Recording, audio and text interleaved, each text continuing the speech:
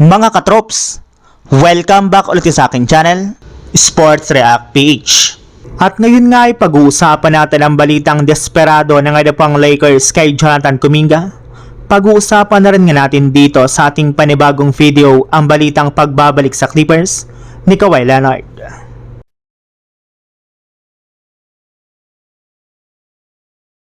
Habang tumatagal nga pa ay mas lalong dumarami ang kaagaw ng Lakers kay Jonathan Kuminga.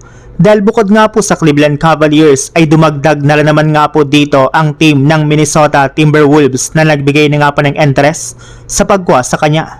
At dahil nga po sa pangyayaring ito ay mukhang nagsisimula na nga pong magseryoso ngayong araw ang kanilang front office.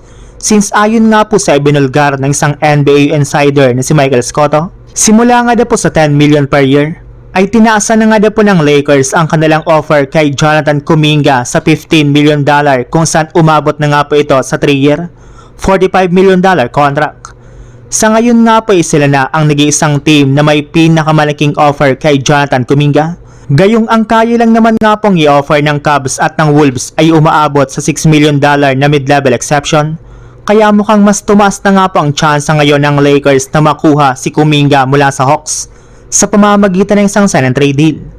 Makakapag-open na rin naman nga po ang Lakers ng cap space since balak na rin naman nga po nalang i-trade ang ilan sa kanilang mga players na sina Jared Vanderbilt at Dalton Knecht para lamang makuha si Kuminga.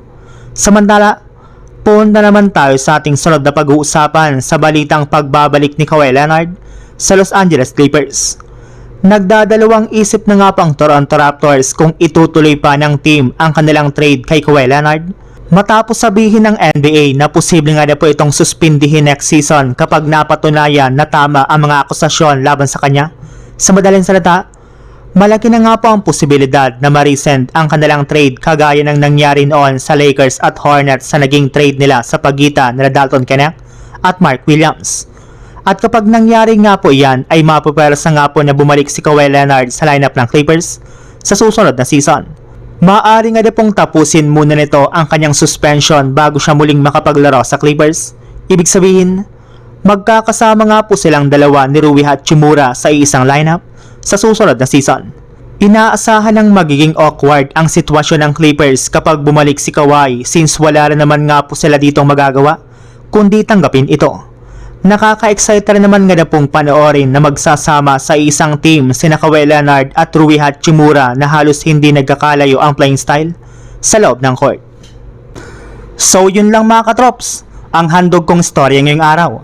Sana nag-enjoy kayo, please like and subscribe my YouTube channel, Sports React PH para sa iba pang storya at update patungkol sa NBA.